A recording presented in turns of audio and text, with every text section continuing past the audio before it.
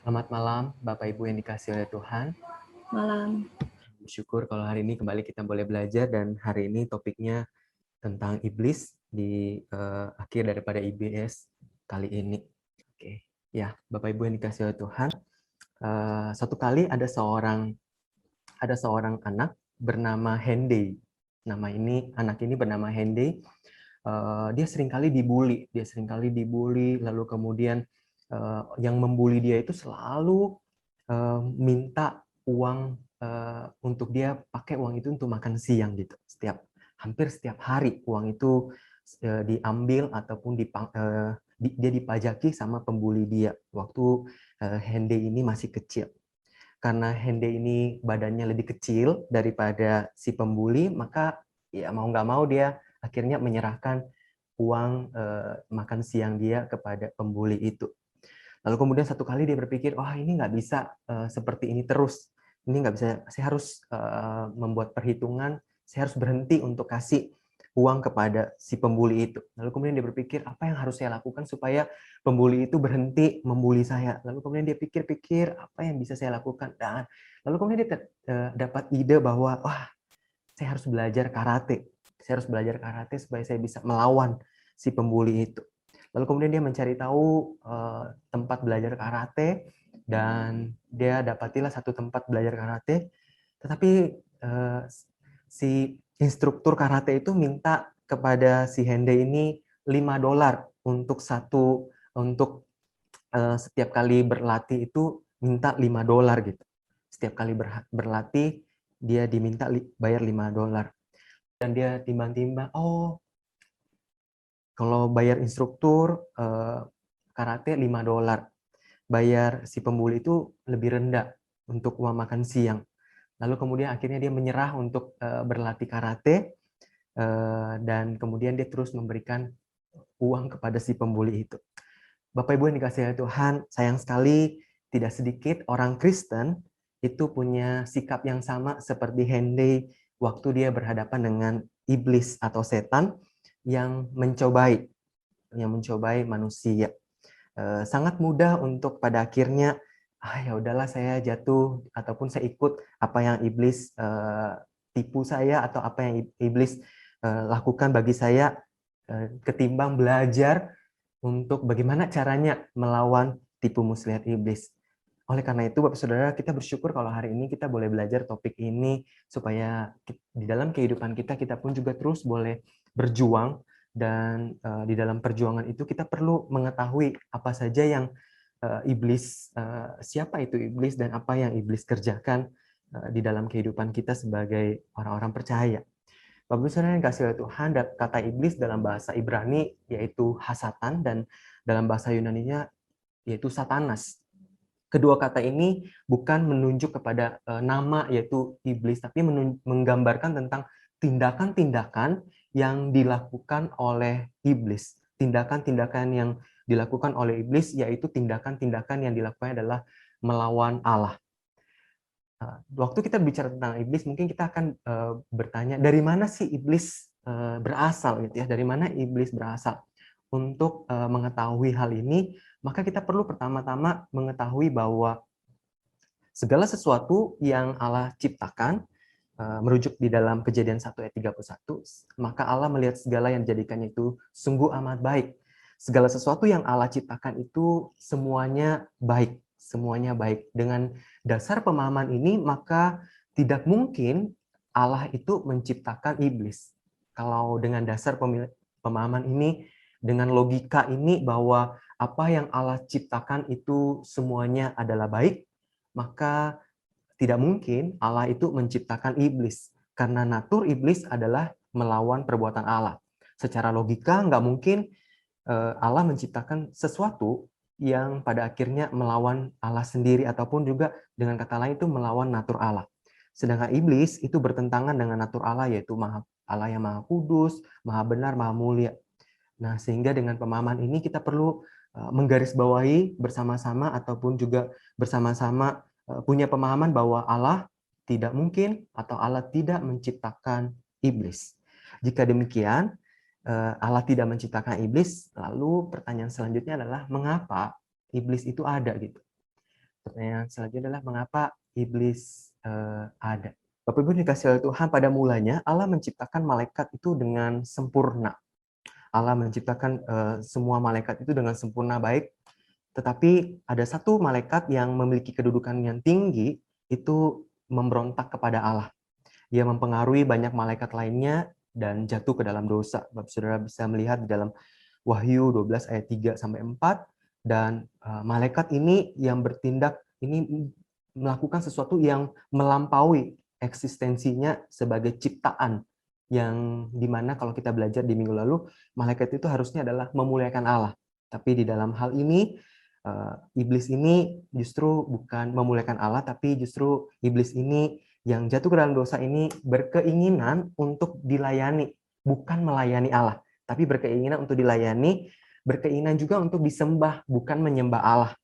Atau dengan kata lain, dia pengen menjadi seperti Allah yang disembah dan dilayani. Dan apa yang iblis lakukan ini, itu atas dasar daripada keinginannya sendiri.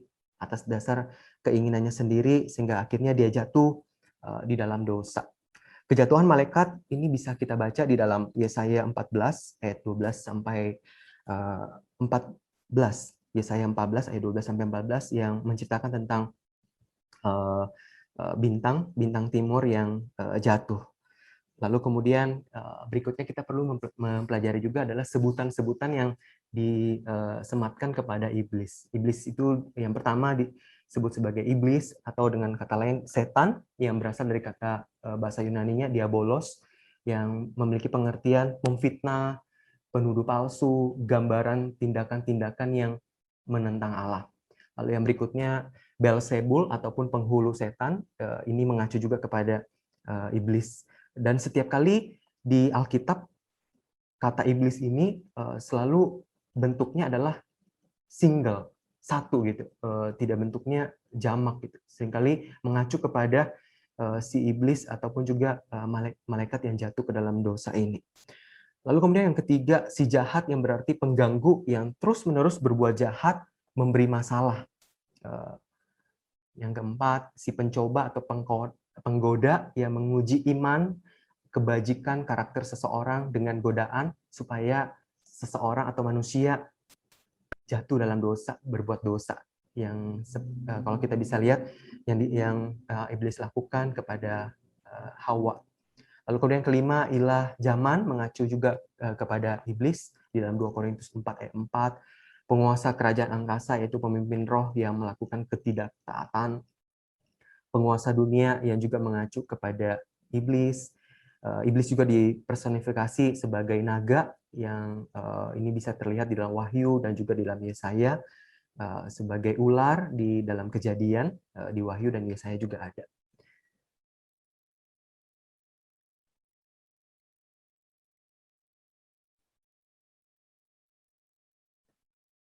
Lalu yang berikutnya, apa saja yang iblis lakukan di dalam apa saja yang iblis lakukan setelah iblis itu jatuh dalam dosa, setelah iblis itu diusir oleh Allah, apa saja yang iblis lakukan dalam perjalanannya. Iblis itu terus-menerus berupaya supaya manusia hidup dalam dosa dengan melanggar hukum-hukum Allah. Iblis juga berusaha agar manusia yang diciptakan oleh Allah seturut segambar dan rupa Allah ini juga melakukan hal yang sama, yaitu melawan Allah. Nah, hal yang pertama yang iblis lakukan yaitu kepada Adam dan Hawa. Dan waktu kita melihat di dalam Kejadian 3 ayat 1 sampai 4, di situ dikatakan, adapun ular ialah yang paling cerdik dari segala binatang di darat yang dijadikan oleh Tuhan Allah. Ular itu berkata kepada perempuan itu, tentulah Allah berfirman, semua pohon dalam taman ini jangan kamu makan buahnya, bukan? Lalu sahut perempuan itu kepada ular itu, buah pohon-pohonan dalam taman ini boleh kami makan. Tetapi tentang buah pohon yang ada di tengah taman, Allah berfirman, jangan kamu makan ataupun raba buah itu, nanti kamu mati. Tetapi ular itu berkata kepada perempuan itu, sekali-kali kamu tidak akan mati. Di sini iblis mencobai manusia, dalam hal ini Adam dan Hawa. Dia memutarbalikkan informasi yang membuat manusia meragukan kebenaran yang Allah sampaikan. Kalau Bapak Ibu perhatikan, yang pertama adalah dia katakan gini, tentulah Allah berfirman, semua pohon dalam taman ini jangan kamu makan. Padahal Tuhan berfirman, boleh makan semua pohon dalam taman ini, kecuali pohon yang ada di tengah, jangan kamu makan. Kecuali pohon yang ada di tengah buah, jangan kamu makan. Padahal Allah sudah bilang, boleh makan semua, tapi dia memutarbalikkan informasi, sehingga membuat Hawa akhirnya mulai meragukan, dan kemudian dari mulai meragukan inilah Hawa jatuh ke dalam ketidaktaatan, dia melanggar perintah Allah, sehingga akhirnya manusia jatuh ke dalam dosa. Dan seringkali di dalam perjalanan kehidupan kita, bukankah kita juga kadang merasakan bahwa benarkah Allah itu menyertai? Waktu kita mengalami berbagai kesulitan, tantangan dalam kehidupan ini, kita mungkin bertanya, benarkah Allah menyertai? Benarkah Allah itu sanggup menolongku? Benarkah Allah itu ada? Kok saya tidak merasakan Allah? Saya tidak merasakannya. Bapak Saudara yang dikasihi Tuhan, ketika kita mulai ragu, di situ kita menjadi tidak taat. Ketika kita mulai meragukan firman Tuhan, ketika kita mulai meragukan janji Tuhan, ketika kita mulai meragukan apa yang Tuhan firmankan, disitulah kita bisa atau mudah jatuh dalam dosa, ataupun kita mudah jatuh ke dalam ketidaktaatan. Lalu kemudian yang berikutnya, apa yang iblis lakukan? Upaya yang iblis lakukan yaitu iblis bekerja melalui penderitaan. Iblis berpendapat bahwa jika manusia mengalami penderitaan, maka tentu manusia tidak akan mau mengikut Tuhan. Dan itu yang iblis katakan kepada Allah di dalam kisah Ayub. Di dalam kisah Ayub, iblis berpikir bahwa tentu Ayub akan meninggalkan Allah ataupun tidak taat kepada Allah, tidak mempercayai Allah kalau Ayub itu mengalami penderitaan. Dan Bapak Ibu Saudara yang dikasihi Tuhan, kalau Saudara mungkin pernah mendengar kisah-kisah daripada orang-orang yang ketika baru pertama kali percaya kepada Tuhan Yesus, lalu kemudian ada berbagai kejadian yang dialami, yang dia merasa, kok kenapa saya waktu percaya sama Tuhan Yesus, kok hidup saya jadi tidak mudah ya? Atau bahkan ketika dia dalam perjalanan kehidupan kerohaniannya, dia mengalami berbagai kesulitan, tantangan, lalu kemudian pada akhirnya dia mulai meninggalkan Tuhan. Tidak suka dengan yang namanya penderitaan, tidak suka dengan yang namanya kesulitan dan juga tantangan, sehingga akhirnya memilih untuk udahlah, nggak usah percaya sama Tuhan. Toh percaya sama Tuhan kok hidup jadi sulit, kok hidup menjadi lebih tidak mudah dan sebagainya.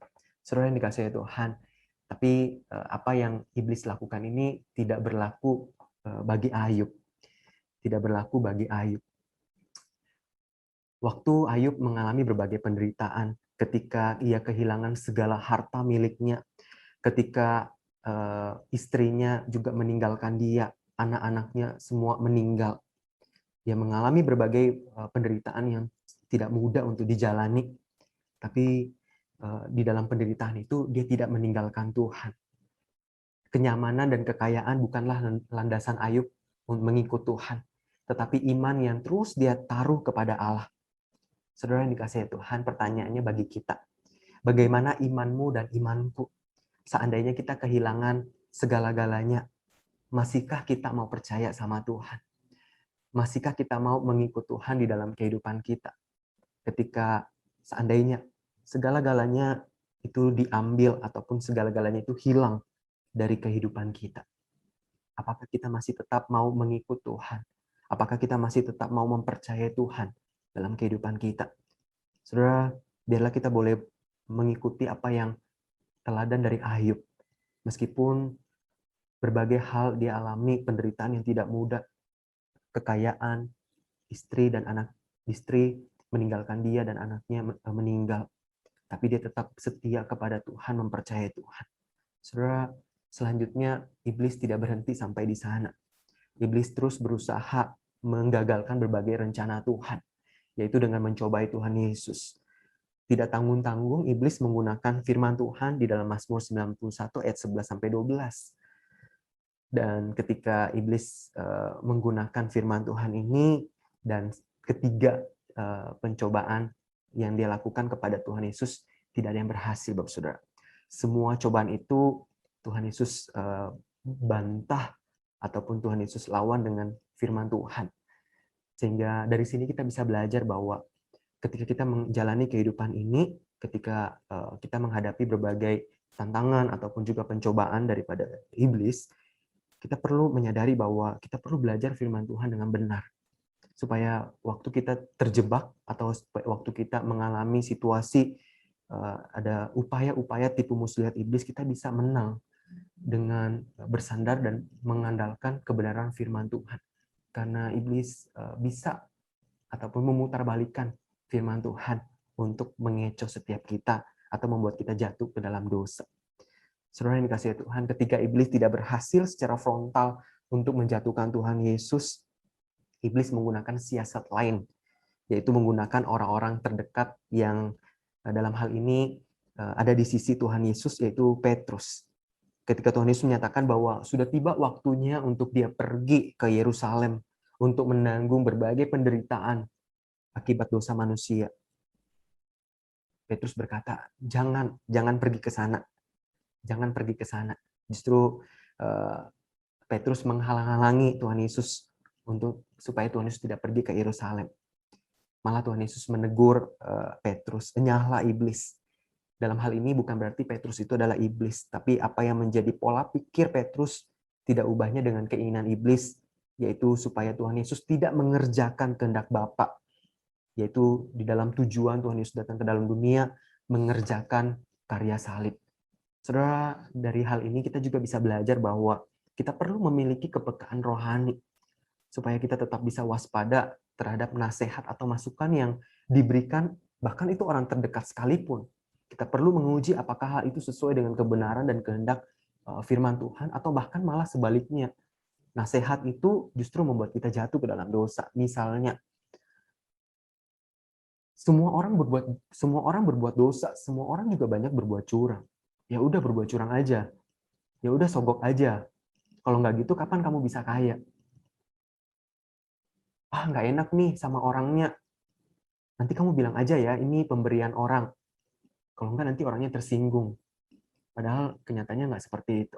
Saudara, kita perlu punya kepekaan rohani supaya waktu kita mendengar nasihat-nasihat, bahkan itu dari orang terdekat sekalipun, kita tuh bisa memilah apakah ini nasihat ini sesuai dengan kehendak Tuhan atau tidak. Atau jangan-jangan ini terlihat samar-samar sehingga pada akhirnya kita melakukan dosa. Saudara, tidak berhenti sampai di sana. Upaya iblis lainnya yang iblis lakukan adalah dia menyamar sebagai malaikat terang. Dalam 2 Korintus 11:14 berbicara tentang rasul-rasul palsu, pekerja-pekerja curang yang menyamar sebagai pelayan Kristus, dan hal ini berkaitan dengan pengajaran yang mereka beritakan itu seperti kebenaran, padahal sebenarnya adalah palsu. Dan saudara, di balik pengajaran yang palsu tersebut tersemat kadang tawaran-tawaran yang menggiurkan, yang indah, bahagia, terlihat benar, bernilai, mulia, namun pada ujungnya adalah melawan atau bertentangan dengan kebenaran firman Tuhan. Seperti contoh, saudara, saya ada mengikuti satu akun Instagram itu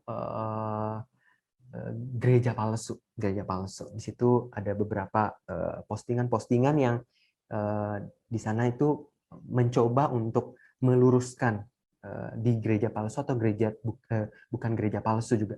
Itu mau meluruskan pengajaran-pengajaran yang disampaikan oleh rohaniwan yang tidak benar gitu, ataupun menyanggah apa yang disampaikan.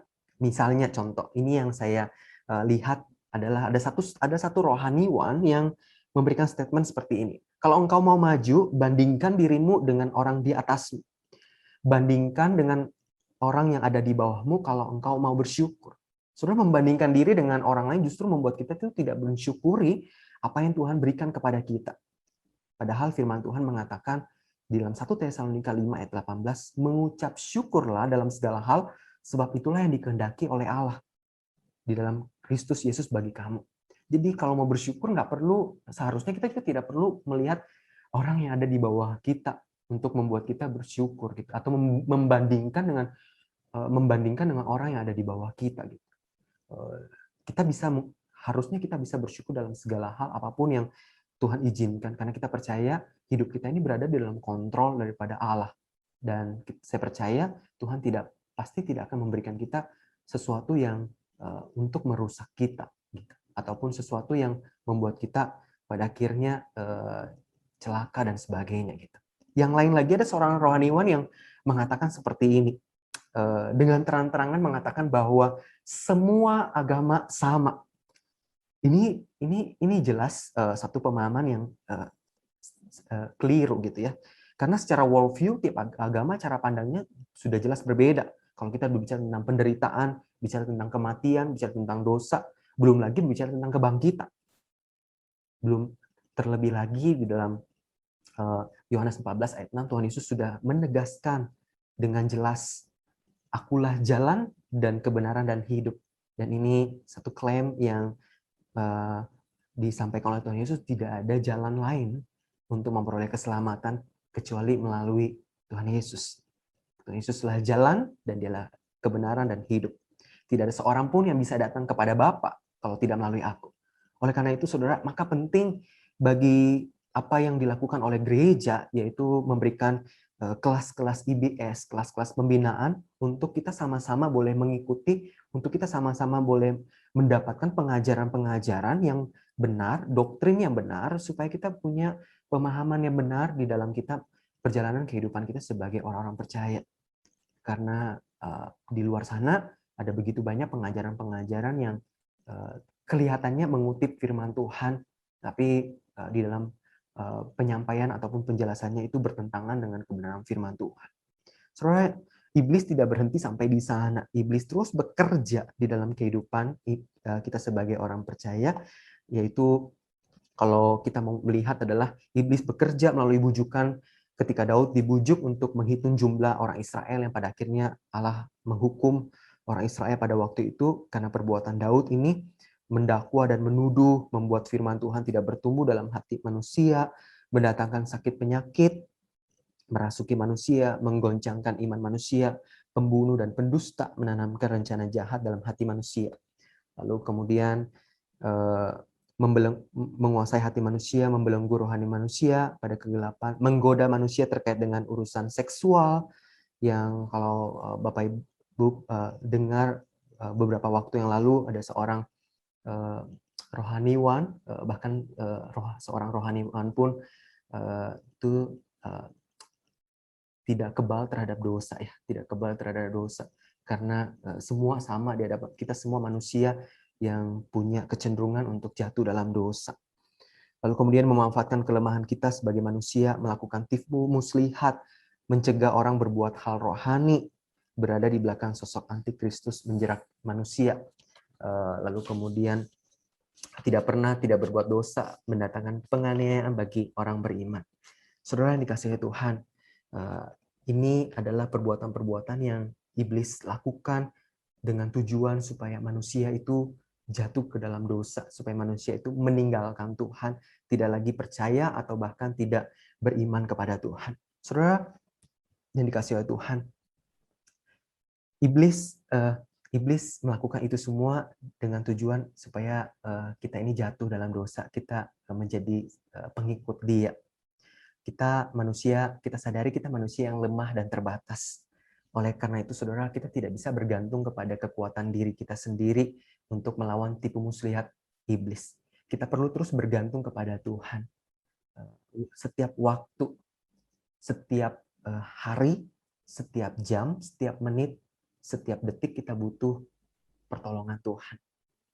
Kita tidak tahu, bisa 1-2 menit ke depan, setengah jam kemudian kita bisa jatuh dalam dosa. Ketika kita lengah, maka iblis seperti singa yang mengaum-aum, yang siap untuk menerkam kita, membuat kita jatuh dalam dosa. Oleh karena itu, saudara, sekali-kali kita tidak bisa mengandalkan kekuatan diri kita sendiri. Kita harus terus bersandar kepada kekuatan daripada Tuhan, bersandar kepada kebenaran firman Tuhan di dalam kita menjalani kehidupan ini. Saudara, hari demi hari menjadi peperangan rohani yang kita akan jalani dalam kehidupan kita, yang sekali lagi kita tidak bisa bersandar dengan kekuatan kita. Rasul Petrus mengajarkan kita untuk melawan tipu muslihat iblis dengan iman yang teguh. Rasul Yakobus mengajarkan kita untuk tunduk kepada Allah.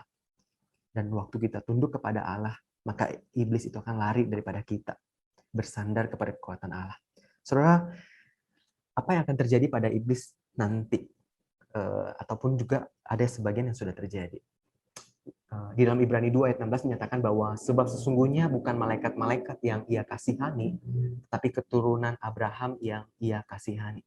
Saudara, ini mau menyatakan bahwa iblis satu hari nanti, saudara, ia tidak mengalami yang namanya pengampunan. Ia tidak mengalami namanya pengampunan. Dan justru ia akan mengalami namanya hukuman kekal nanti. 2 Petrus 2 ayat 4 mengatakan, sebab jikalau Allah tidak menyayangkan malaikat-malaikat yang berbuat dosa, tetapi melemparkan mereka ke dalam neraka, dan dengan demikian menyerahkannya ke dalam gua-gua yang gelap, untuk menyimpan mereka sampai hari penghakiman. Surah Yudas 1 ayat 6, dan malaikat-malaikat yang tidak taat kepada batas-batas kekuasaan mereka, melainkan meninggalkan tempat kediaman mereka, telah dia ikat dengan rantai abadi dalam kegelapan yang paling gelap, untuk penghakiman pada hari besar nanti. Dan di Wahyu 20 ayat 10, dan iblis yang menyesatkan mereka dilemparkan ke dalam lautan api dan belerang, yaitu tempat binatang dan nabi palsu itu, dan mereka disiksa siang malam sampai selama-lamanya. Saudara, tinggal menunggu waktu untuk iblis mendapatkan penghukuman kekal. Tapi ini satu hal yang pasti bahwa iblis akan menghadapi penghukuman kekal. Mereka akan menanggung konsekuensi atas segala dosa yang mereka lakukan. Dan murka Allah sudah siap untuk iblis dan malaikat-malaikatnya di dalam Matius 25 ayat 41. Saudara, Bapak Ibu dikasihi Tuhan, sampai di sini materi yang saya sampaikan.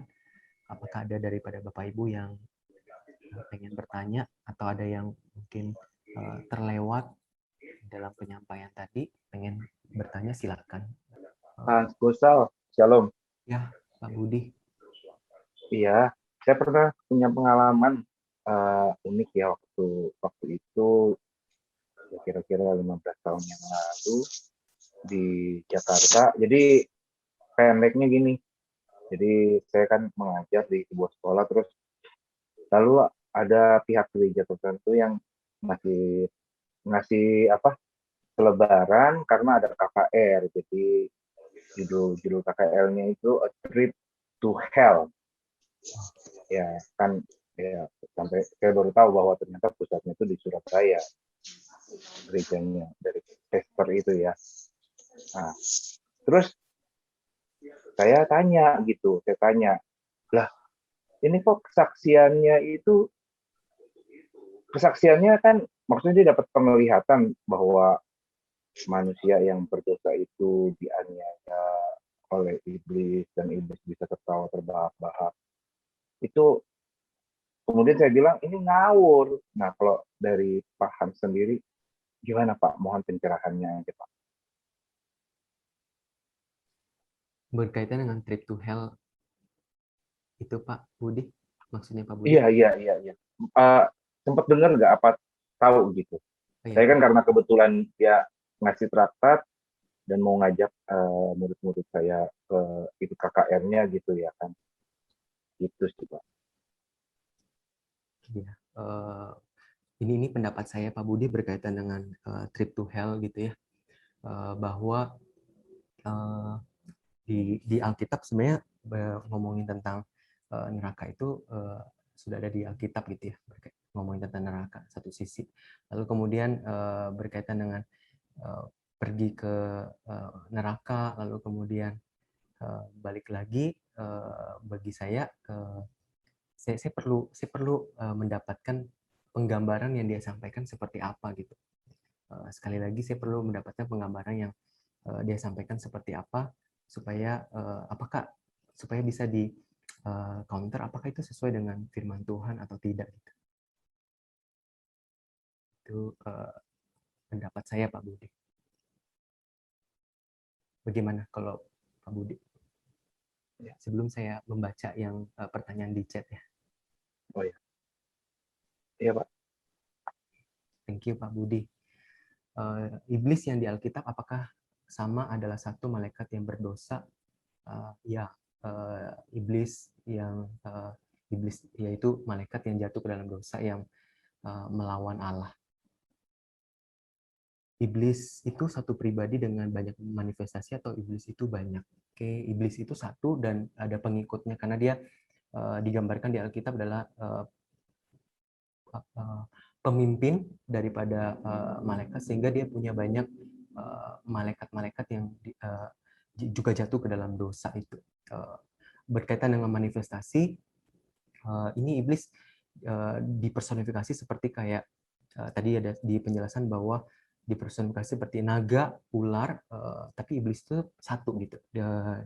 Sekali lagi, natur daripada iblis juga adalah dia adalah roh, lalu kemudian punya keinginan, punya kehendak, dan dengan keinginan dan kehendak itulah yang pada akhirnya dia melakukan tindakan perlawanan, yaitu jatuh ke dalam dosa. Lalu mengapa dosa iblis tidak diampuni? Oke, mengapa dosa iblis tidak diampuni? Di dalam Alkitab, di dalam Kejadian, waktu manusia jatuh dalam dosa setelah ular itu melakukan tipu muslihat kepada Adam dan Hawa, dan kemudian waktu Allah datang ke dalam Taman Eden, Adam dan Hawa itu kemudian takut gitu ya, takut, dia bersembunyi, dan kemudian dalam perjalanan Tuhan bertanya gitu, apa yang kau lakukan, kenapa, dan sebagainya. Tapi berbeda dengan iblis. Berbeda dengan iblis yang di dalam waktu kisah Kejadian itu, iblis itu tidak ditanya, apa yang kamu lakukan, dan sebagainya. Justru langsung Tuhan kasih vonis hukuman kepada iblis gitu ya. Itu yang pertama. Lalu kemudian iblis itu kenapa dia tidak diampuni? Karena dia pada naturnya sendiri itu sudah, naturnya itu adalah dia adalah melawan Allah. Dan dijelaskan bahwa apa yang iblis lakukan ini tuh terus menerus dan bersifat luas dan final gitu, sehingga makanya dia nggak diampuni karena dia sendiri naturnya itu, sehingga dia tidak mendapat pengampunan daripada Allah. Berkaitan dengan kalau pertanyaan ini dilanjutkan berkaitan dengan apakah Allah tidak bisa mengampuni iblis gitu ya.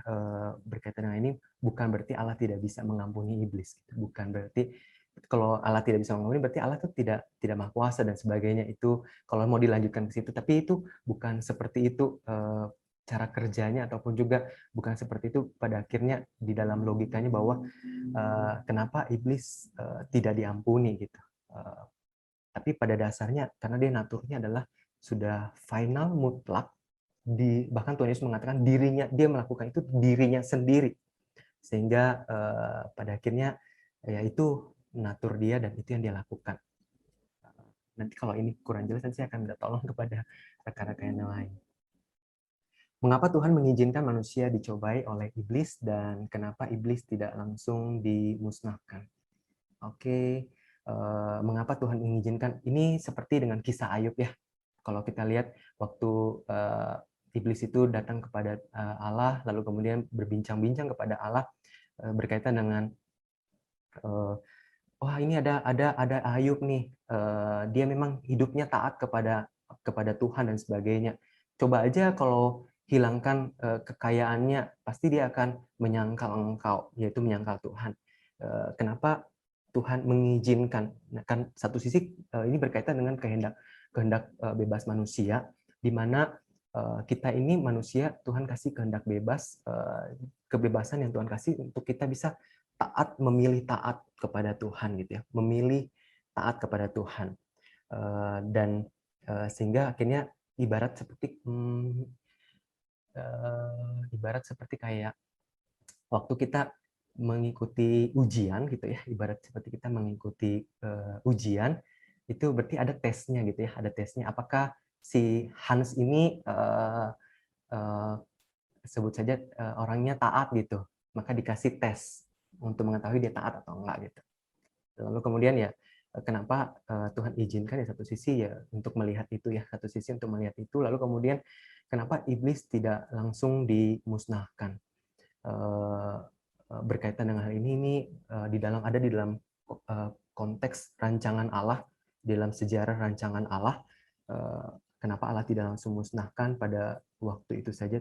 Karena di dalam sejarah histori daripada manusia ataupun juga kehidupan kita manusia, Tuhan sudah rancang satu sejarah yang panjang yang dimana di dalamnya Tuhan mengerjakan karya keselamatan untuk menyelamatkan manusia yang berdosa, yaitu kita gitu ya, di dalam perjalanannya. Jadi ini semuanya berkaitan dengan rancangan Tuhan. Kenapa tidak langsung dimusnahkan aja pada waktu itu? Kalau mau dilanjutkan lagi pertanyaan ini, karena kalau langsung dimusnahkan pada waktu itu juga berarti manusia itu akan tidak perlu lagi jatuh dalam dosa dan sebagainya, atau tidak perlu lagi dimusnahkan. Yang perlu diketahui adalah iblis itu bersifat immortal sehingga dia ada nanti sampai selama-lamanya dia ada. Oleh karena itu makanya Tuhan bilang penghukumannya juga selama-lamanya, berada dalam penghukuman selama-lamanya. Sehingga iblis tidak langsung dimusnahkan, karena satu sisi juga iblis naturnya adalah roh tadi ya, bersifat immortal. Tapi sekali lagi iblis tidak lebih daripada Tuhan dalam kuasa. Selanjutnya, kedudukan malaikat sederajat dengan iblis. Iblis derajatnya semua di bawah kita, karena kita manusia. Oke.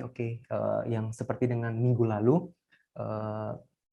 untuk saat ini ketika kita berada di dunia ini, kita itu lebih rendah dalam konteks kita punya masa kehidupan di dunia ini, berkaitan dengan masa kehidupan kita ini ada batas waktunya, maka kita lebih rendah sedikit daripada malaikat. Tapi nanti ketika kita berjumpa dengan Tuhan, kita kembali kepada Bapa, maka di sana kita adalah lebih daripada malaikat, karena kita diciptakan seturut dan segambar, dan dikatakan juga kita akan memerintah malaikat, dan ya kita lebih tinggi daripada malaikat. Oke. Apakah dari rekan-rekan atau apakah dari Bapak Ibu ada yang pengen bertanya, atau ada dari rekan-rekan rohaniwan, Pak Edi Ciang, Pak Hengki, Pak Hansun, atau Pak Budi pengen menambahkan sesuatu? Silakan.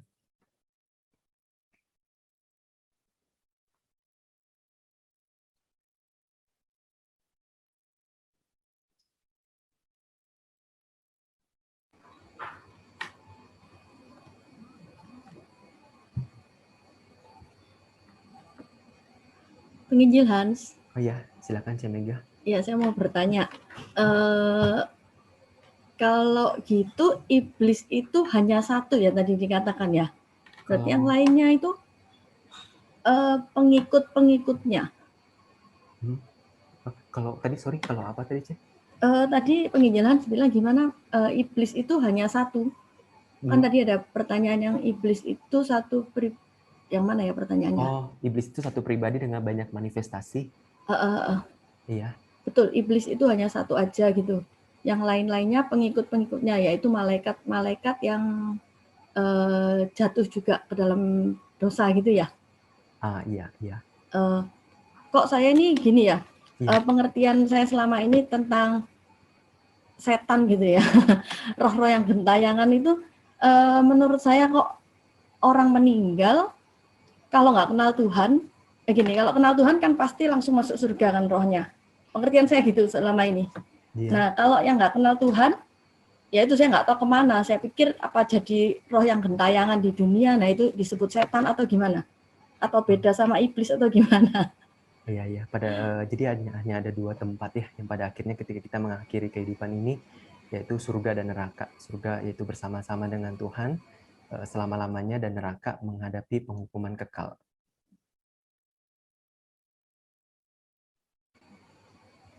Berarti beda ya? Maksudnya gini, orang yang nggak kenal Tuhan itu rohnya nggak gentayangan di dunia ini gitu, langsung ke neraka gitu ya? Ya, nggak kenal Tuhan dalam konteks tidak terima anugerah ya, tidak menerima anugerah ya maksudnya. Iya, maksudnya itu. Iya. Ya, betul. Berarti nggak ada orang yang meninggal yang nggak dapat anugerah keselamatan itu terus gentayangan di dunia ini nggak ada ya? Iya, nggak.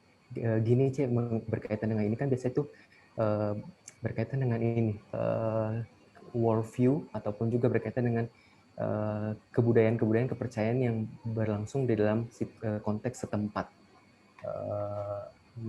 Seperti yang tadi Cemega bilang, ada yang gentayangan, termasuk juga dalam pertanyaan selanjutnya ini ada kalau setan-setan seperti pocong, sundel bolong dan kawan-kawannya itu apa gitu dah.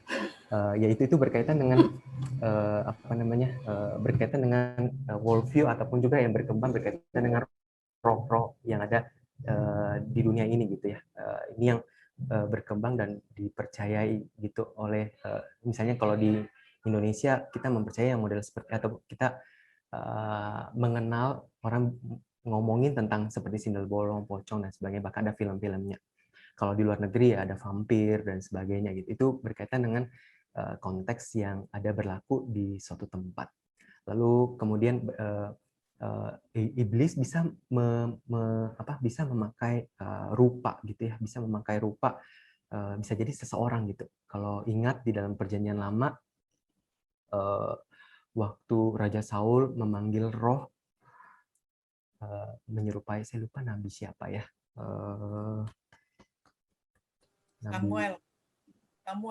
Samuel ya, ya itu terima kasih Ai, yaitu iblis bisa menyerupai seperti itu gitu. Bahkan di dalam keyakinan tertentu ada yang punya pemahaman bahwa misalnya ya ini berkaitan juga nanti dengan kebiasaan-kebiasaan yang ada, yaitu bahwa ya ada yang 7 hari, ada 40 hari dan sebagainya gitu ya, gentayangan dan sebagainya. Ya, yang saya pahami adalah ketika seseorang pada akhirnya yaitu hanya ada 2 tempat ya, hanya 2 tempat tadi, surga dan neraka itu. Tidak ada namanya persimpangan jalan ataupun di tengah-tengah itu. Hanya ada 2 tempat itu. Ketika kita menerima anugerah, kita bisa percaya sama Tuhan, maka kita masuk ke dalam surga. Tapi ketika kita tidak terima anugerah, maka kita akan masuk ke dalam neraka, kekal bersama-sama dengan iblis nanti. Apakah di dunia ini sudah diserahkan ke iblis sehingga iblis bisa menawarkan kepada Tuhan Yesus? Apakah jawaban tadi cukup, Cemega? Iya, terima kasih Penginjil Hans. Sama-sama, Ce. Apakah dunia ini sudah diserahkan ke iblis sehingga iblis bisa menawarkan dunia kepada Tuhan Yesus? Oke, dalam konteks saat ini dunia yang sudah tercemar dengan dosa itu ya dalam konteks ini seperti kayak dikuasai ya, seperti dikuasai oleh iblis. Tapi pada akhirnya ya dunia ini kalau kita mau bilang ini adalah miliknya Tuhan gitu ya. Ini miliknya Tuhan dan iblis nggak punya hak sama sekali atau bahkan berkuasa sama sekali. Sekali lagi iblis tetap berada di dalam kendali ataupun juga kuasanya itu tidak lebih besar daripada Tuhan. Dalam konteks hal ini waktu Tuhan Yesus dicobai, dia menawarkan itu dengan tujuan supaya Tuhan Yesus itu jatuh ke dalam dosa. Supaya Tuhan Yesus jatuh ke dalam dosa dan supaya ya iblis menyembah kepada supaya Tuhan Yesus menyembah kepada iblis.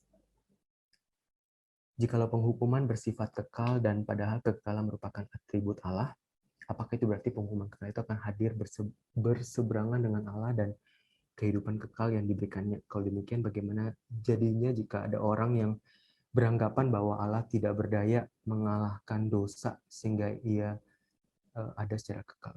Tunggu ya, saya cerna dulu pertanyaannya. Jikalau penghukuman bersifat kekal dan padahal kekekalan merupakan atribut Allah, apakah itu berarti penghukuman kekal itu akan hadir berseberangan dengan Allah dan kehidupan kekal yang diberikannya? Oke, kita ini manusia ya.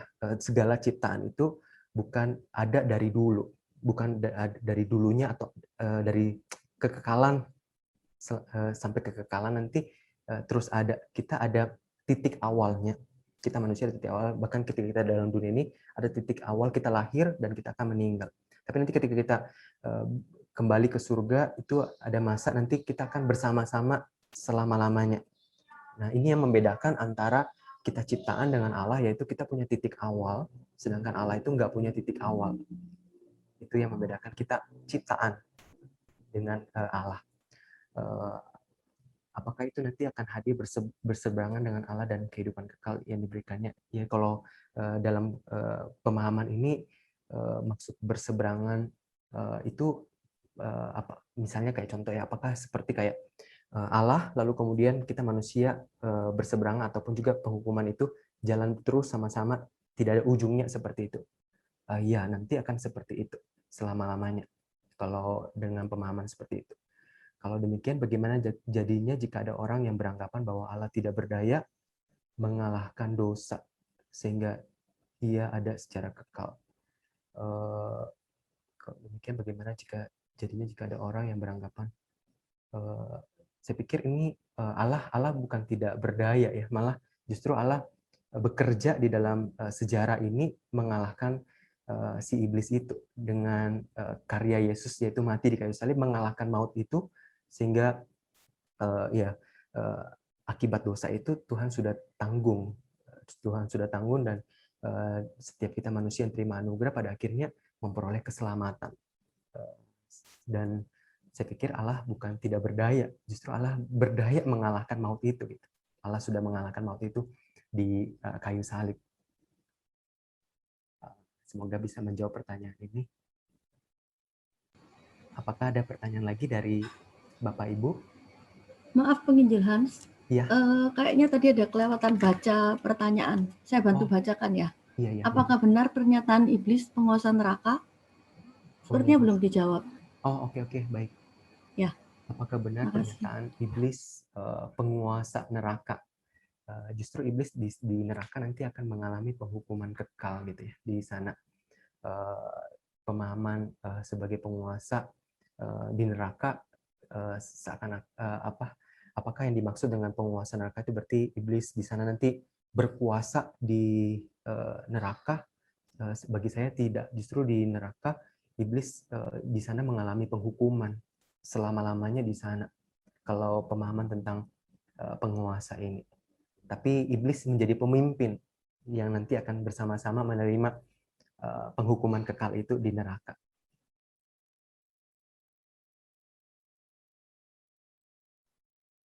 Oke, dari Pak Sugeng. Bagaimana cara membedakan bisikan Roh Kudus dan rayuan iblis atau setan? Sekali lagi, kalau pertama kita perlu memiliki kepekaan rohani. Kita perlu belajar firman Tuhan sehingga waktu kita menjalani kehidupan ini kita kan punya kepekaan untuk membedakan itu gitu. Sebut saja kayak gini. Agak beda-beda tipis, misalnya kayak gini. Waktu kita contoh misalnya kayak mau melayani gitu ya, mau melayani. Melayani itu adalah satu perbuatan yang mulia gitu ya, melayani Tuhan. Tapi bisa jadi itu hanya terselubung gitu, melayani itu terselubung, lalu kemudian ternyata di dalam prakteknya adalah pengen tampil di depan supaya terlihat, wah ini orang keren banget gitu. Tapi dengan caranya adalah saya pengen melayani, terlihat rohani ya, terlihat mulia gitu, mau melayani. Oleh karena itu waktu kita mau membedakannya, kita perlu belajar untuk belajar firman Tuhan. Apa sih motivasi kita melayani? Contoh misalnya ya melayani adalah saya adalah orang yang sudah ditebus, saya adalah orang yang sudah menerima anugerah, saya adalah orang yang sudah diampuni, maka saya mengucap syukur sama Tuhan, makanya saya melayani Tuhan. Tanpa ada motivasi lain, saya pengen tampil, saya pengen terlihat, saya pengen nama saya disanjung-sanjung dan sebagainya gitu, misalnya gitu ya. Oleh karena itu kita perlu peka kepada punya kepekaan rohani, yaitu belajar firman Tuhan sekali lagi. Semoga itu bisa menjawab. Silakan Bapak Ibu.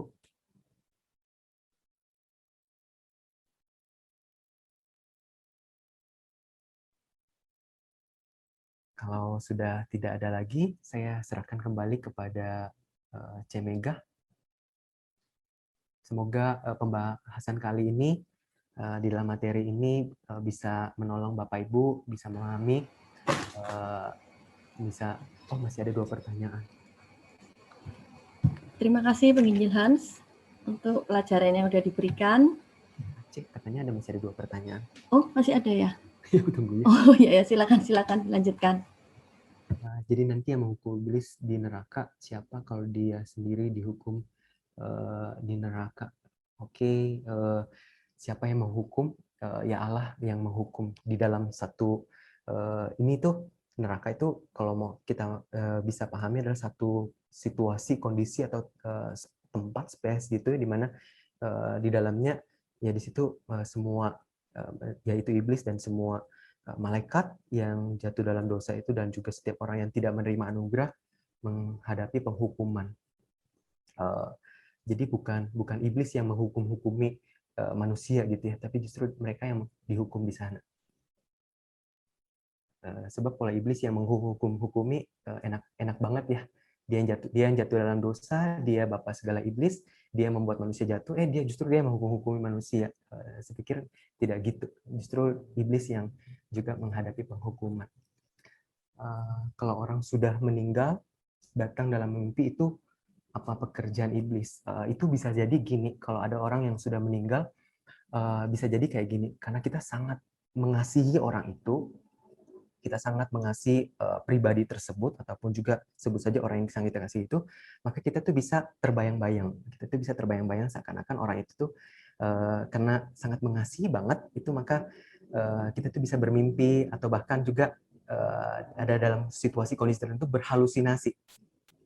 Melihat pribadi tersebut, misalnya contoh, kita lagi duduk nih, tapi karena kita sangat pikiran kita terus memikirkan orang tersebut, maka dalam situasi kondisi tertentu itu bisa mengalami yang namanya kita bertemu dengan orang itu gitu, seakan-akan kayak bertemu dengan orang itu gitu.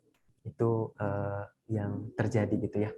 Makanya kalau waktu Tuhan Yesus bangkit, ada sekitar 500 orang yang melihat Tuhan Yesus, itu bukan halusinasi. Halusinasi hanya bisa terjadi satu orang gitu ya, misalnya satu orang untuk satu event, dan tapi ini 500 orang itu satu hal yang mustahil banget bisa terjadi, melihat pribadi Yesus bangkit 500 orang bersama-sama. Jadi teori yang mengatakan bahwa murid-murid atau dan sebagainya itu halusinasi itu keliru. Yang bisa terjadi waktu berhalusinasi adalah ketika kita satu pribadi ini kehilangan seseorang gitu ya, yang kita kasih. Kalau orang sorry Penginjil Hans. Iya, silakan. Yang tadi. Jadi karena gini, terus terang, tapi jujur saya tidak pernah baca langsung atau ikut KKR-nya Trip to Hell itu. Cuman saya aja sama teman saya. Jadi KKR itu, jadi dia kayak menceritakan ya salah satu hamba Tuhannya itu entah mimpi, entah bagaimana, dibawa melihat neraka. Di sana banyak orang dihukum sama setan lah dan lain-lain, ngomong kayak gitu. Nah ini kan berarti kan kontradiksi gitu loh dengan apa yang, nah itu yang benar yang mana gitu loh. Ya, ini yang kadang kan jadi pertanyaan, karena kan selama ini kita sekolah minggu kan kita juga diajari gambar kan selalu kalau di neraka kita dihukum setan gitu loh. Iya kan? Nah, ini kan patut juga harus, kalau memang enggak kan harus dengarkan gitu loh dari kita kecil gitu loh. Iya. Mas saya coba kalau mungkin bisa dikasih. Iya, betul. Iya. Ya sekali lagi tadi itu di dalam waktu penjelasan minggu lalu ya, di waktu saya sampaikan bahwa justru kita nanti dikasih kesempatan sama Allah untuk memberikan penghukuman gitu ya, memberikan penghukuman di malaikat yang jatuh itu ya, bahkan kepada malaikat yang jatuh.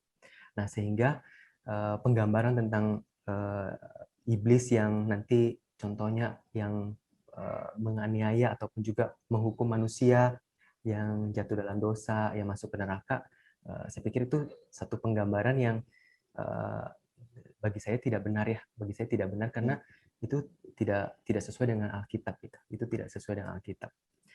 Lalu ya kita kembali perlu ketika kita menerima pengajaran ataupun juga kita mendengar sesuatu yang berkaitan dengan pengajaran, kita harus kembali lagi kepada Alkitab. Sumber kebenaran kita adalah Alkitab yang tidak mungkin salah gitu ya. Alkitab itu tidak mungkin salah. Jadi kalau di dalam waktu menyampaikan sesuatu, saya juga bisa salah. Saya juga bisa salah. Tapi sekali lagi Alkitab tidak pernah salah gitu ya. Alkitab tidak bisa salah. Oleh karena itu ketika mau menguji suatu pengajaran, kita harus kembali kepada apa yang Alkitab sampaikan atau apa yang Alkitab ajarkan. Ya, Pak Hans boleh nambahin nggak? Ya, silakan Pak Budi. Jadi memang saya lanjutkan ya, maaf ya sebelumnya. Jadi waktu mereka bagi traktat, saya temukan seperti tadi Pak Yosi yang ngomong, kayaknya suara Pak Yosi ya. Ya. Iya. Pak Yosi. Jadi saya bilang begini, loh ini nggak benar ini. Kan yang saya pegang itu sama seperti Pak Hans kan, bahwa iblis dan setan itu juga istilahnya dihukum. Loh kok dia bisa menghukum yang lain? Terus saya panggil pemimpinnya, leadernya, yang bertanggung jawab PIC-nya. Terus saya bilang begini, ini ngawur loh. Alkitab nggak begini loh. Iblis itu di sana juga dihukum. Lalu responnya yang saya mesti sharingkan adalah, rupanya ngerti kali ya, apa yang PIC-nya saya panggil, kayak ketua pemudanya, peremajanya gitu, Pak, zaman sekarang itu anak muda itu di kota besar itu udah bobrok hidupnya.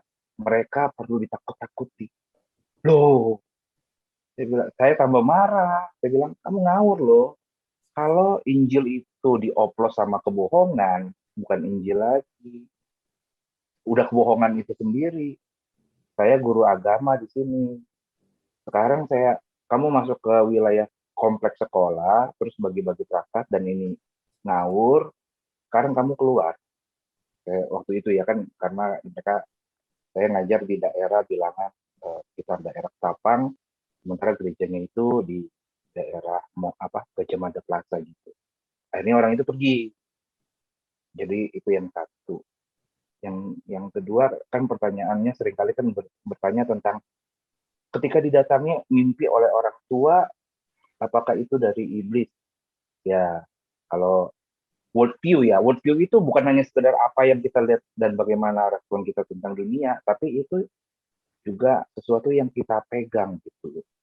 Nah, dalam konteks ini kita belajar tentang malaikat. Saya belajar tentang malaikat dan iblis, ya bisa dipastikan itu bukan orang tua kita. Jadi waktu papa saya meninggal, saya bilang sama mama, kalau papa mimpiin minta ini minta itu jangan diturutin, karena papa sudah percaya sama Tuhan Yesus dan kemudian dia sudah bersama-sama, maksudnya ya bersama-sama dengan Bapa yang di surga.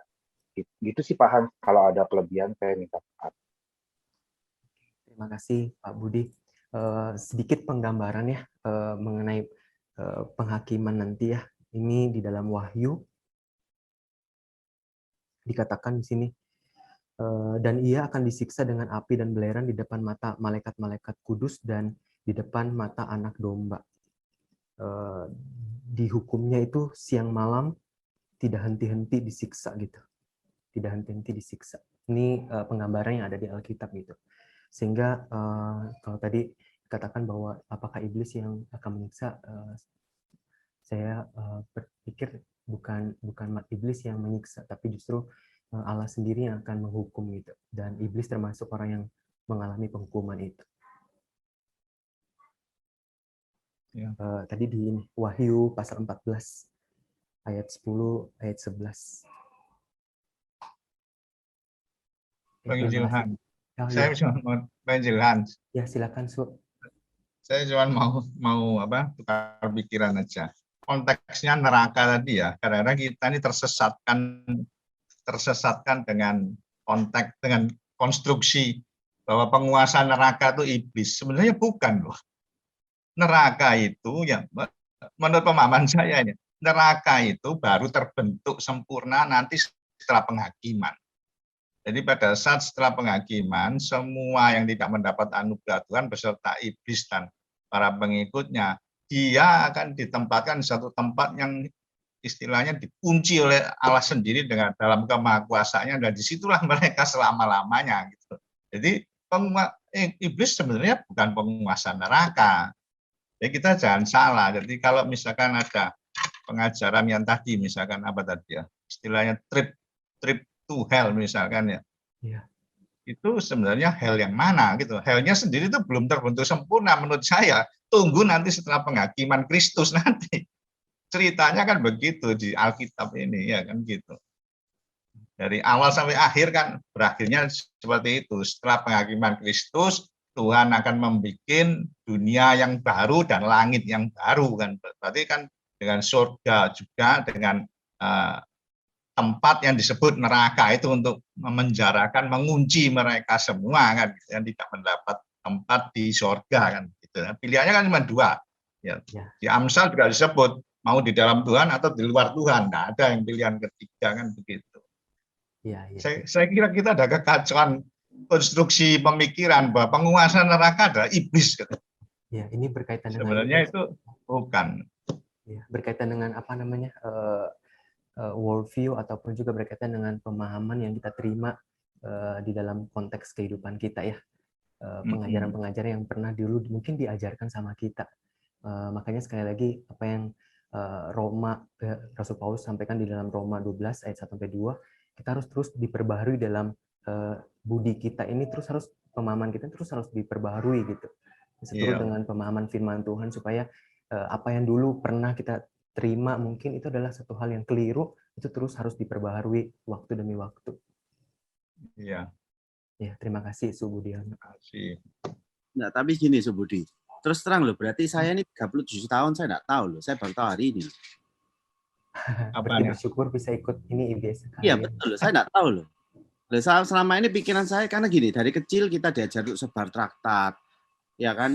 Diajari sekolah minggu, gambarnya neraka itu seperti apa, digambarkan, aduh ada setannya bawa tombak, trisula, ya kan seperti itu kan.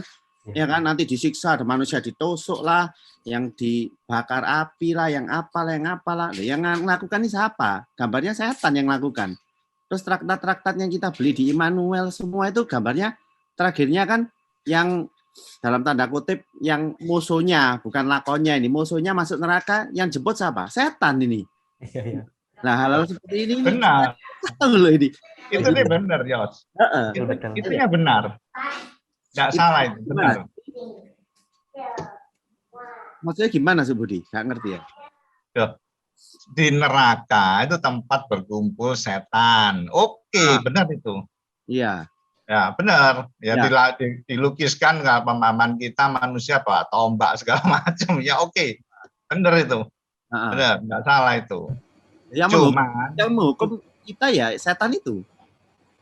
Bukan. Cuman penguasa neraka itu bukan setan, karena setan bukan penguasa.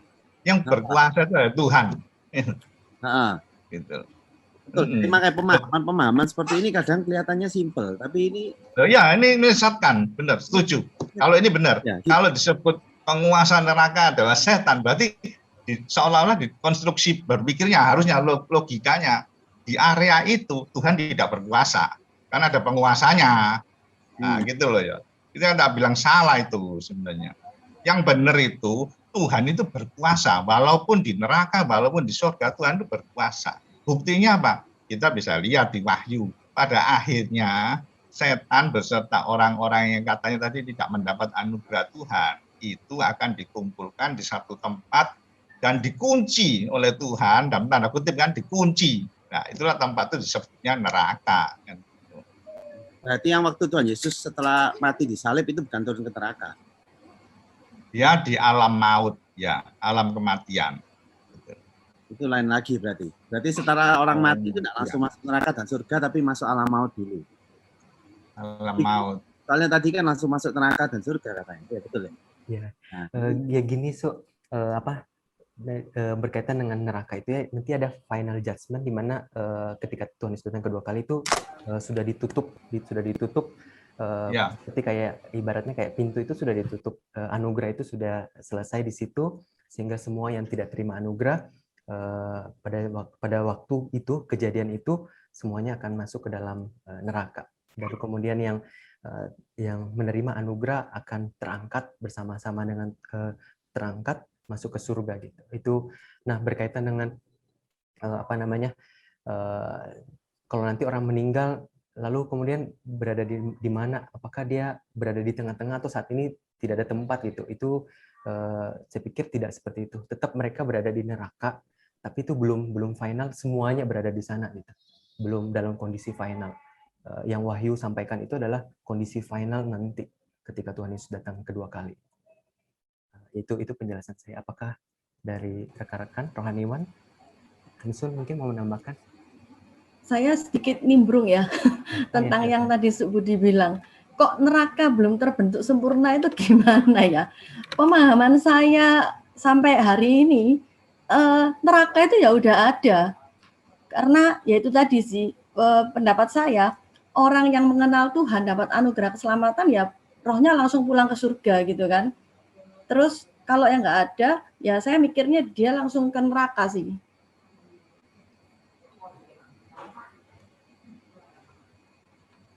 Kalau yang tempo hari pelajaran IBS yang lama ini ya, yang lama yang mengenai doktrin ini. Orang mati itu diibaratkan dia ditidurkan. Tapi waktunya Tuhan itu beda sama waktunya kita. Gitu. Dia menunggu sampai nanti ada penghakiman, dia akan dibangkitkan semua atau untuk menghadapi penghakiman.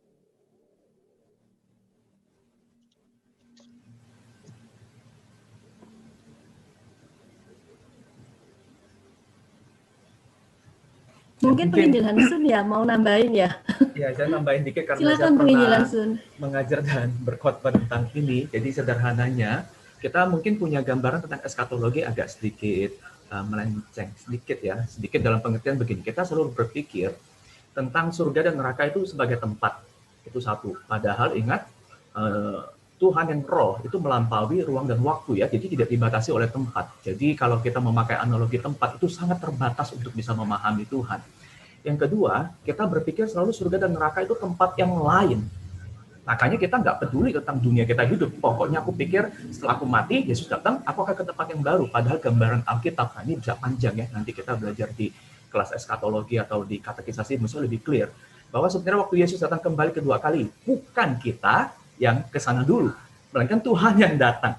Nah, itu ada satu kata Yunani, itu yang dipakai itu justru Tuhan yang masuk, yang menyongsong. Jadi bukan kita yang semata-mata dicabut dari dunia ini. Nah, lalu yang ketiga, sebenarnya gambaran tentang surga dan neraka itu bukan hanya gambaran tentang derita fisik. Jadi derita yang disampaikan di Alkitab ya, selain dari Wahyu, Yesus juga sampaikan kan di kitab Injil misalnya Matius ya. Matius 8 ayat 12, 13 ayat 42 itu gambarannya satu, itu kegelapan yang paling gelap. Kalau tadi gambarnya belerang, api, ada api kok bisa gelap sih? Nah, yang kedua ada ratap dan kertak gigi. Jadi ada beberapa gambaran di sini ya tentang kengerian-kengerian neraka yang sebenarnya kita sudah cicipi di dunia. Yaitu satu memang kesakitan fisik. Yang kedua itu yang bukan fisik tapi itu menyakitkan, yaitu ketakutan. Kemudian keterpisahan, kesedihan yang dalam sekali, yang bahkan membuat orang rela menderita fisik, mengakhiri hidupnya, padahal dia sehat-sehat aja. Nah ini kan neraka tanda kutip di dunia yang kita cicipi dan akan mencapai kepenuhannya ketika kita betul-betul mengakhiri hidup kita berakhir di dunia, yaitu ada kesakitan, ada ketakutan, ada kesedihan yang amat dalam. Nah ketiga-tiganya ini elemen yang digambarkan di dalam Alkitab. Bahwa penderitaan neraka itu adalah ketika kita betul akan menikmati, merasakan duka yang dalam, sakit yang dalam, dan ketidakpedulian lagi dari Tuhan. Tidak ada kesempatan lagi. Surga pun demikian. Keindahan yang paling indah kita cicipi di dunia, kita rasakan kepenuhannya ketika nanti bertemu dengan Tuhan. Nah, singkatnya begini. Maka apakah sekarang kalau orang meninggal, mereka ke surga atau neraka, itu dalam versi yang sementara? Nah, jawabannya begini. Alkitab tidak memberikan gambaran yang sangat gamblang, tapi Alkitab memberitahu begini. Misalnya, ada kisah Lazarus ya, walaupun itu perumpamaan Tuhan Yesus ya. Lazarus pengemis itu, ketika dia meninggal, digambarkan dia di mana?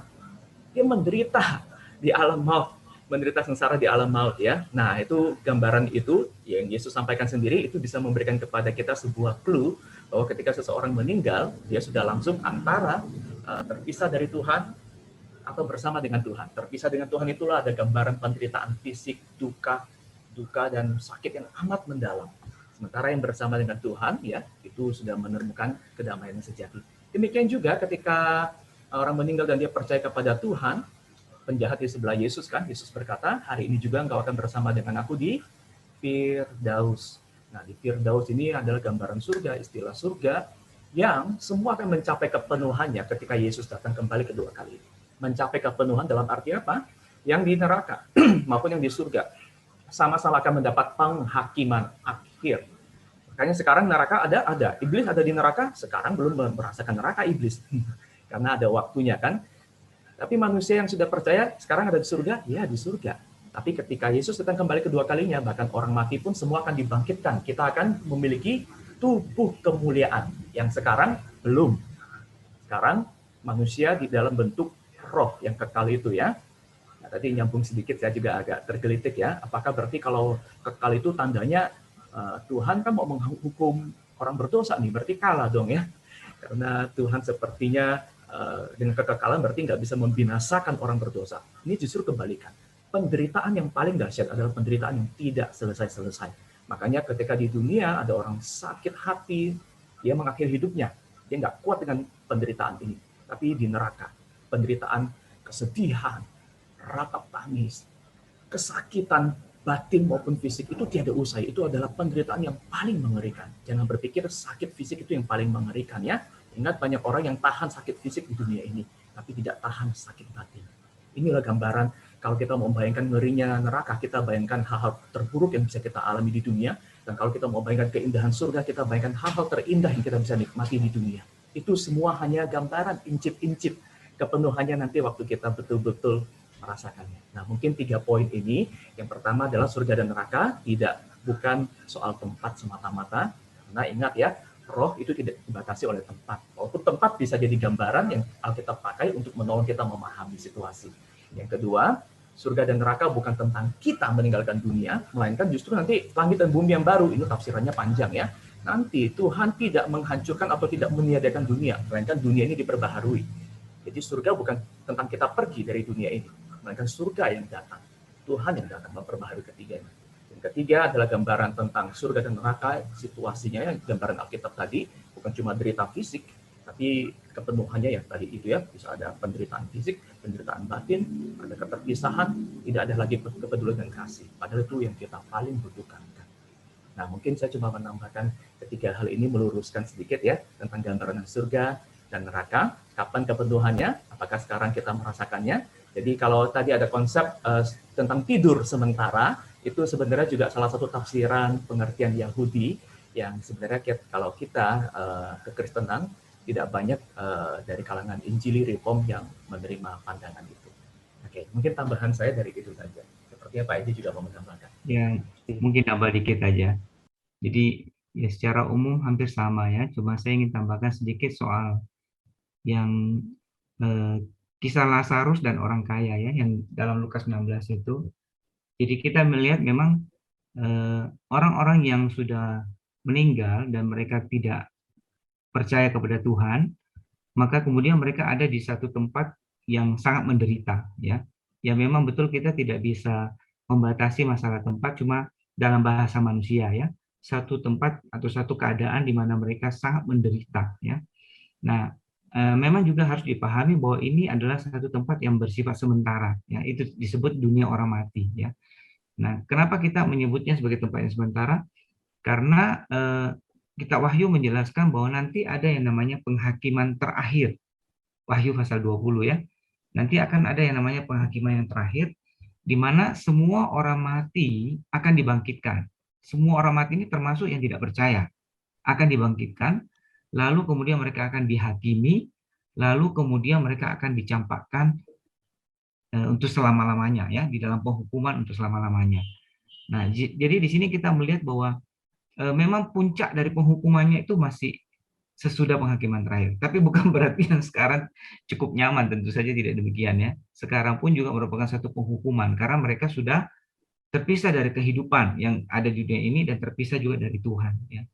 Jadi satu hal yang kita pahami bahwa memang di dalam masa yang sebelum penghakiman terakhir ini, mereka yang tidak percaya kepada Tuhan ada dalam satu situasi yang terpisah dari Tuhan dan juga dalam satu keadaan yang menderita ya.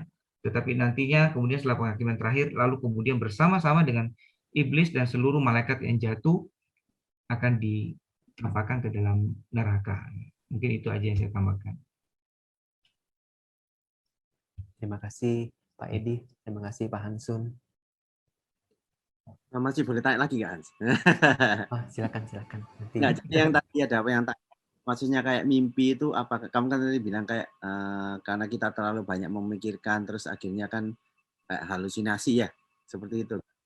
Nah, ini pengalaman pribadi saya. Jadi saya ini minimal 3 kali dimimpi sama orang, maksudnya saudara saya yang sudah meninggal. Yang 2 itu last minute. Jadi yang 2 itu last minute itu dalam arti percaya Tuhan Yesus di saat terakhir sebelum mati. Jadi hari ini percaya, besok meninggal. Itu 2 orang. Dan dua-dua nggak tahu kenapa ngimpinya ke saya. Dan ngomongnya sama. Aku ini nggak tahu tempat mana.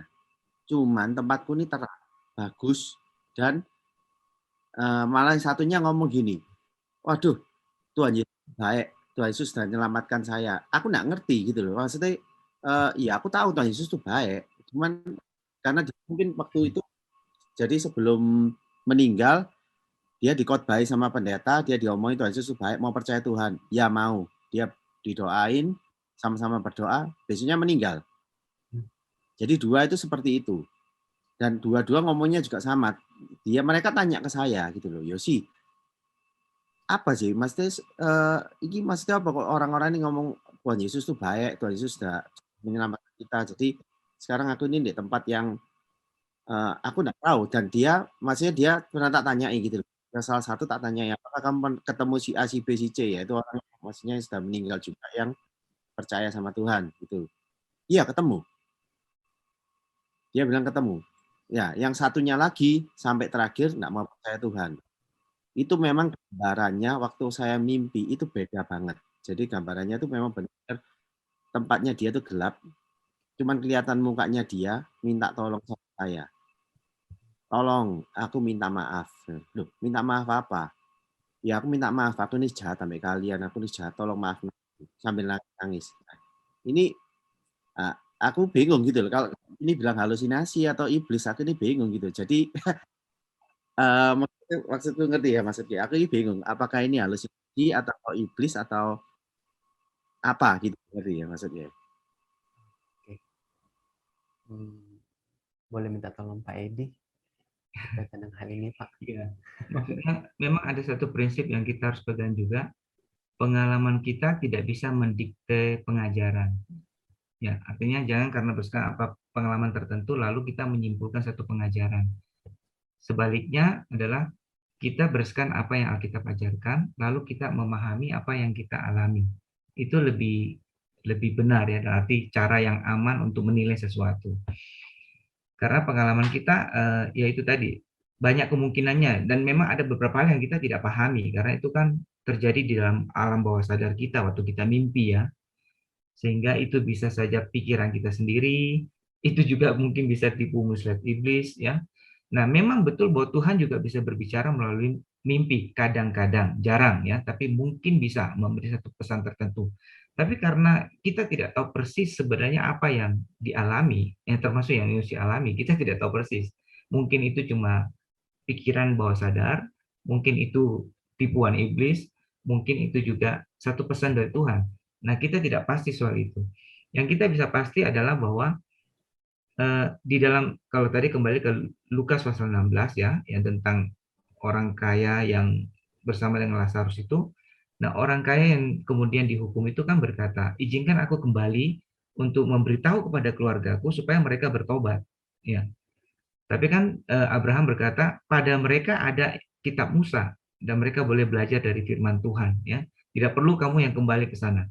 Artinya orang yang sudah mati ini tidak diizinkan untuk mengirim pesan, SMS pun tidak ya, untuk kepada orang yang masih hidup ya. Karena kepada orang yang hidup masih ada kitab Musa, dan masih ada kebenaran firman Tuhan yang bisa diberitakan. Dan tidak perlu orang mati yang memberitahu ke mereka. Nah, sehingga ya sejauh ini kita tidak melihat satu dasar bahwa orang mati, apalagi orang yang tidak percaya yang mati, bisa kirim pesan ke orang yang hidup. Nah, memang dalam konteks tadi yang disinggung rohnya Samuel tadi, nah itu kan roh Samuel satu, yang jelas dia adalah orang percaya ya, roh Samuel. Dan itu juga kondisi khusus yang ekstrim, di mana Tuhan Tuhan tidak mau lagi berbicara kepada Saul secara dengan cara yang normal biasanya, yaitu melalui nabi ya, maupun dengan cara-cara yang dia pakai selama ini, tapi dia menggunakan melalui pemanggil arwah ya. Itu sehingga Samuel muncul melalui pemanggil arwah. Tapi itu kasus khusus ya. Ya. Jadi saya pikir yang lebih mungkin adalah yang benar adalah kita menilainya dari kebenaran Alkitab ya, bahwa itu mungkin bisa jadi bawah sadar kita atau sesuatu yang kita belum tahu apa gitu ya. Yang itu mungkin dari saya. Terima kasih. Apakah itu? Paham. Iya, silakan Pak Budi. Paham. Berarti trip to hell itu ngaco kan Pak? Coba dong Pak, gimana caranya supaya apa yang kita belajarin ini disampaikan sama. Oh iya, pertama saya ada sorry Pak Budi, lanjutkan dulu. Saya ada. Enggak, itu aja udah ada Pak. Saya ada dengar gini dari trip to hell itu, pertama adalah satu pernyataan disampaikan yang bersangkutan bahwa tahu nggak kenapa saya kenapa bisa pergi ke neraka gitu ya, pertama. Tapi saya nggak berdosa karena saya sudah diampuni, jadi saya nggak berdosa. Tahu nggak ini karena siapa? Karena kalian, maksudnya itu setiap orang yang mendengar itu dibilang karena kalian berdosa maka saya harus pergi ke neraka gitu. Jadi seakan-akan menyalahkan orang berdosa supaya dia bisa masuk ke neraka. Jadi itu kan itu sudah keliru, penjelasan itu sudah keliru, sehingga dari sisi itu kalau saya mau katakan yaitu dari situ aja sudah keliru gitu, apalagi dengan penggambaran tentang nerakanya sendiri kan. Yaitu sedikit yang kebetulan saya ingat ya ada berkaitan dengan itu. Thank you. Saya berikan kepada kalau koma atau mati. Masih ada chat satu lagi pertanyaan. Kalau koma mati suri, roh orang tersebut kemana? Orang koma atau mati suri? Kalau koma mati suri berarti dia belum meninggal ya, belum meninggal sehingga masih ada di sana gitu. Sehingga masih ada di sana, belum kemana-mana gitu. Tapi ada pengalaman near death experience yang memungkinkan, jadi seperti kayak roh, tapi ini nggak bisa dibuktikan di dalam, maksudnya dia itu punya pengalaman yang saya pernah baca adalah orang ini waktu dia berada di rumah sakit, dia mengalami keadaan near death experience itu, dia bisa keluar, lalu kemudian dia bisa tembus ruangan mana saja, dan dia bisa tahu sepatu yang dipakai oleh perawat, dia bisa tahu ini dengan detail gitu, sehingga waktu dia sadar dia bisa ngomong dengan jelas bahwa si ini tuh pakai sepatu warna ini, nomornya ini, mereknya ini gitu. Padahal dia lagi terbaring di ranjang itu, dia nggak pergi kemana-mana, tapi ketika dia mendapat kesempatan dia bisa sadar, dia bisa jelasin gitu.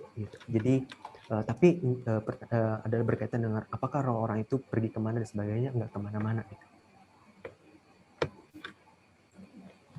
Ini penjelasan sedikit berkaitan dengan pertanyaan terakhir. Thank you. Saya serahkan ke Cemega. Mohon maaf ini sudah lewat. Ya. Ya. Semu Martini ada nanya. Kali ini topiknya seru ya. Semu Martini ada nanya itu. Oh iya, sudah Ai, sudah dijawab tadi Ai. Thank you. Sudah dijawab. Iya, berharap nanti berikutnya ketika ada IBS rekan-rekan tetap semangat ya ikut ya. Jadi bisa belajar lebih banyak lagi terus ya. Thank you semuanya.